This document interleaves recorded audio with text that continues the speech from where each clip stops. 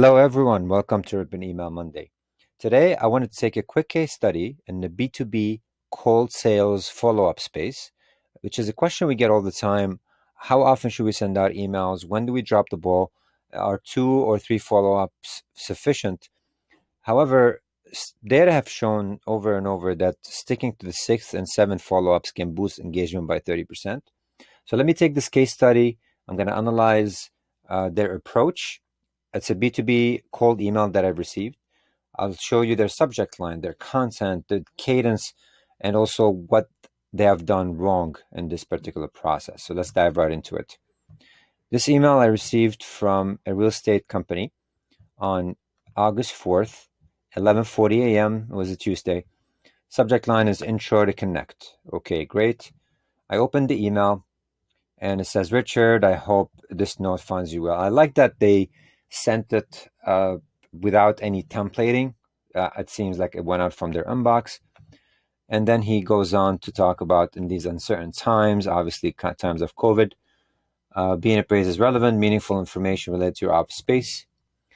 So it's quite a long sentence, and I jumped immediately here. And by the way, this method of moving from one copy or paragraph to another is quite common. So I immediately figure out they are in the real estate space. I'm not interested in doing any moves. So for me, I lost interest immediately. I wanted to opt out. There was no opt-out option. So that's their second mistake. So the first one was that they didn't vet the lead properly to see if I'm a qualified lead. It's a hidden email, so somehow they purchased it. And then here, as you can see, they didn't give me an option to opt out. It's fine. I ignored it. Again, a week later on August 10th, Monday 2/26, continuing that thread. Now he moved from my name to Rich. Circling back with you on the below to see if you're available. His CTA here was booking a call. So there's no button or anything like that. I have to reply, and I'm not interested. Moving on to email number 3, August 16th. So that's a week later. Rich, hope you're enjoying the weekend. I wanted to follow up on the below bullet points. Let me know if interested. Again, the CTA is just replying back to him. There's no button to his calendar or anything like that. I really like me being in control of the call to action and making it as easy as possible. Now, at this point, that's his third email. Moving on to the 4th on August 25th. That's another week as well, or more or less 10 days.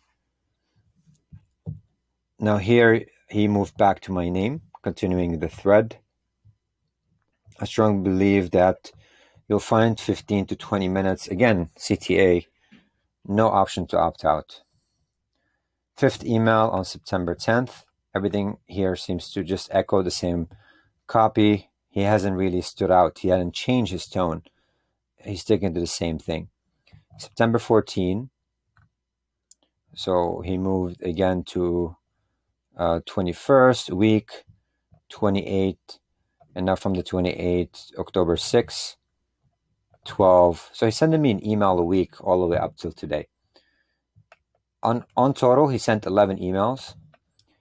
The problem here, not that he's been persistent, that might be a good thing, but it's just the entire copy is just the same thing over and over. He hasn't provided any value whatsoever. He just wants me to book a call with him and is just speaking. It's almost like a one-way conversation.